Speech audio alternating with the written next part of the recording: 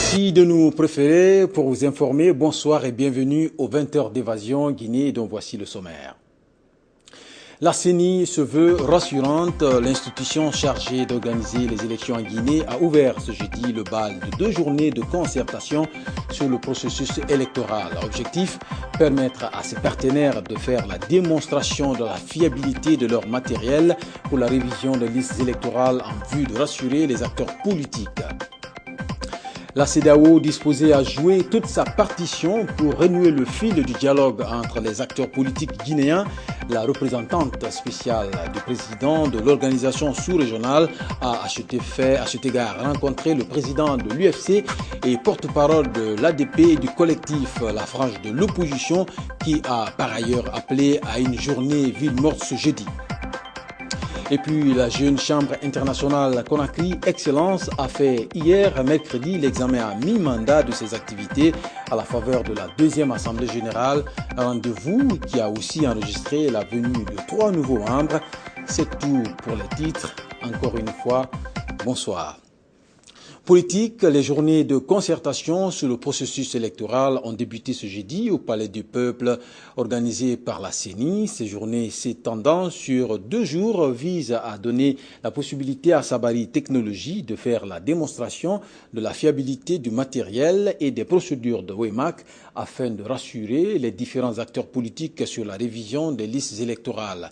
La première journée de ces assises a été marquée par plusieurs interventions et la démonstration théorique de l'opérateur de saisie. Aboubakar Condé nous fait le point.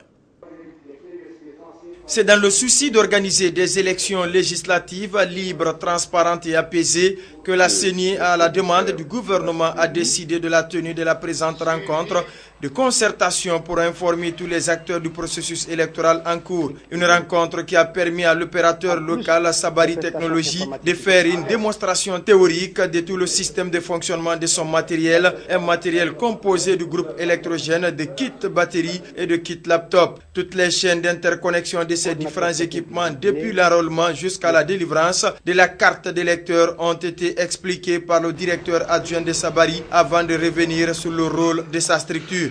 Nous sommes chargés, comme je l'ai dit tantôt, de coordonner et de superviser les opérations sur le terrain, d'assurer la remontée des données à travers notre structure, des superviseurs, des coordinateurs, jusque vers les équipements de site central.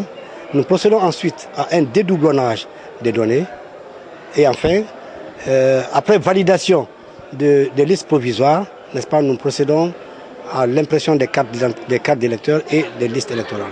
Le directeur des opérations de la CENI a rappelé toutes les activités menées par son institution depuis la publication du chronogramme.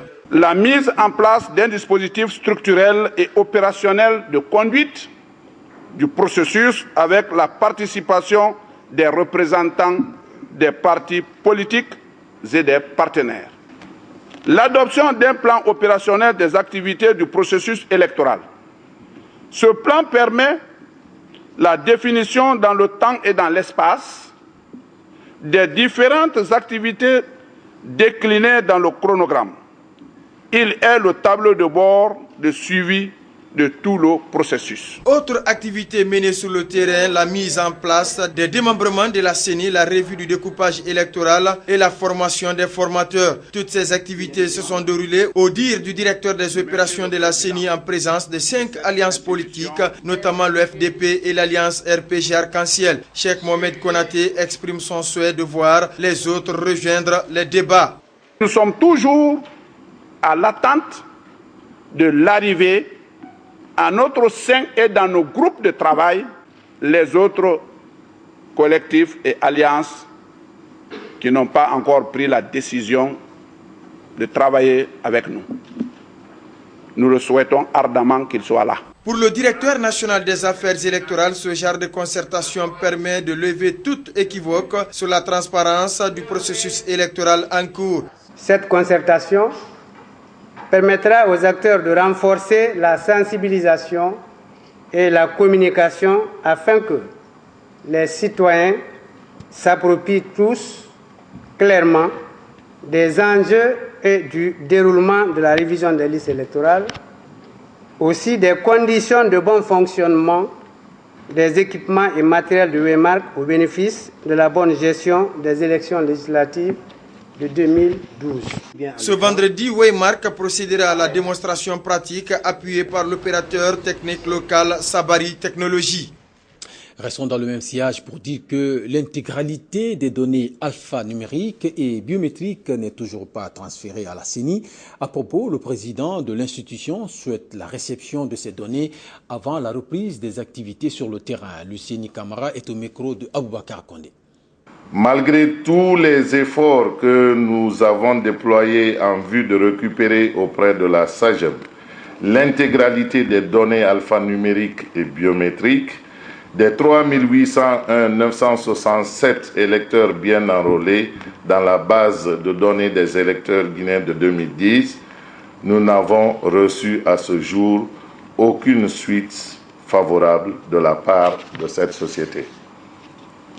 Cet état de fait peut avoir un risque, un impact extrêmement négatif sur le processus de révision exceptionnelle des listes électorales en cours.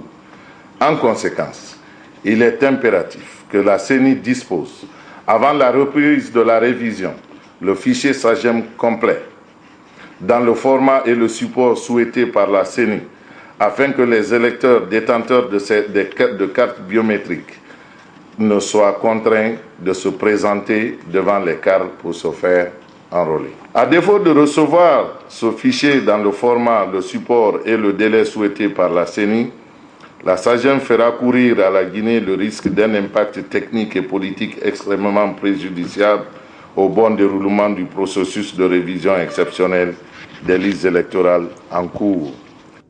Et puis dans le même volet, il faut dire que la situation politique qui prévaut en Guinée préoccupe la CEDEAO. L'organisation sous-régionale entend de ce fait apporter son grain de sel en vue d'amener les acteurs politiques du pays à aller au dialogue. La représentante spéciale en Guinée du président de cette institution ouest-africaine a rencontré dans ce sens ce jeudi le président de l'UFC, Jacqueline Zaba, pense qu'il faut privilégier le dialogue qui permettra à coup sûr au pouvoir et à l'opposition de trouver un terrain d'entente. Explication, Abdul Karim Kamara.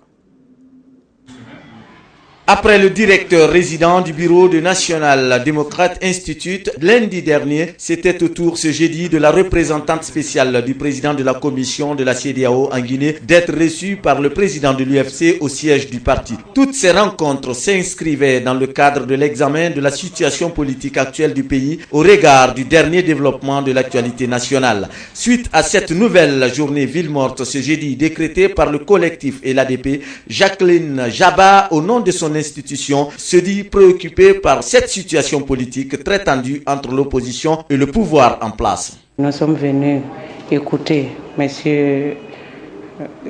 Aboubakar Silla dans le sens et lui demander la patience et de privilégier surtout le dialogue.